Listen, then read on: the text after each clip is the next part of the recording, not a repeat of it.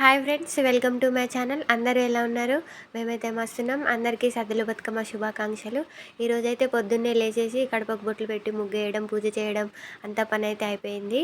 ఈరోజైతే మస్తు ఎండ కొడుతుంది. చిన్న బతుకమ్మ రోజే అసలు బతుకమ్మ పేర్చి కిందికి పోయి ఒక రౌండ్ తిరగగానే ఫుల్ వర్షం వచ్చింది. ఈరోజైతే వర్షం రావద్దని కోరుకోవాలి. మా పాప అయితే బయట ఆడుకుంటుంది, మస్తు ఎంజాయ్ చేస్తుంది. మా హస్బెండ్ అయితే పువ్వు తీసుకొని అయితే వచ్చిండు.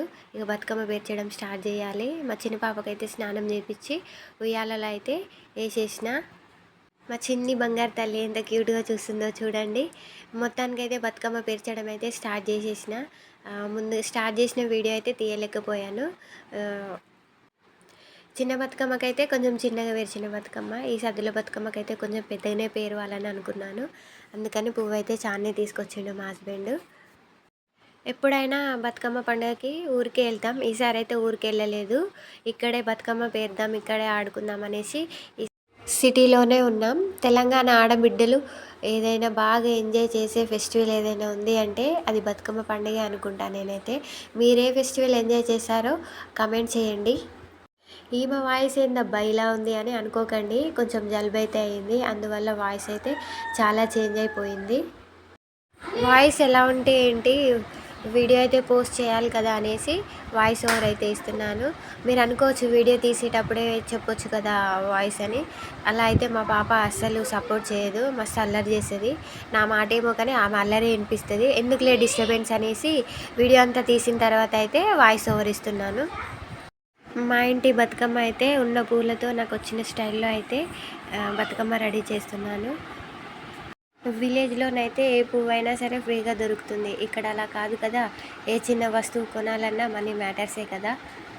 మొత్తానికైతే మా హస్బెండ్ హెల్ప్ తీసుకుని అయితే బతుకమ్మ పేర్చడం అయిపోయింది. ఒకటే బతుకమ్మ పేర్చొద్దు కదా, తోడు బతుకమ్మ కూడా పేర్చేసిన. ఎలా ఉందో చూసి కామెంట్ చేయండి. మా పాపకైతే ఒక రీల్ కోసం అయితే బతుకమ్మ చేస్తున్నట్టు యాక్టింగ్ చేయంటే చూడండి ఎలా చేస్తుందో. నేను చేసిన బతుకమ్మ ఎలా ఉందో కామెంట్ చేయండి.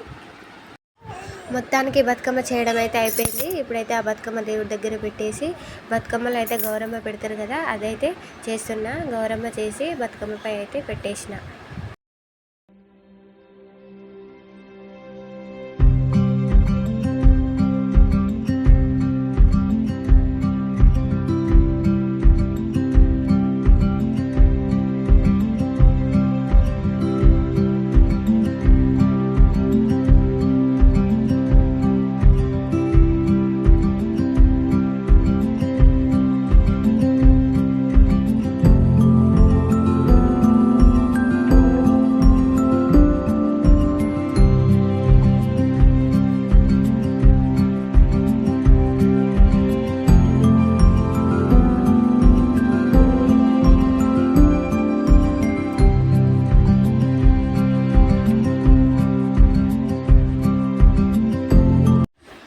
బతుకమ్మ అంతా చేయడం అయిపోగానే అయితే ఫ్యామిలీ అందరం రెడీ అయితే అయినాం.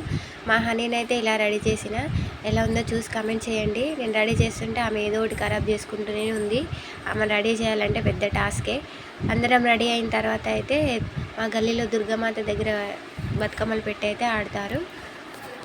అంతా రెడీ కాగానే బతుకమ్మ తీసుకుపోయి అక్కడ పెట్టి అందరూ ఆడుతూనే ఉన్నారు. ఇక అందరికీ మళ్ళొకసారి సద్దుల బతుకమ్మ శుభాకాంక్షలు.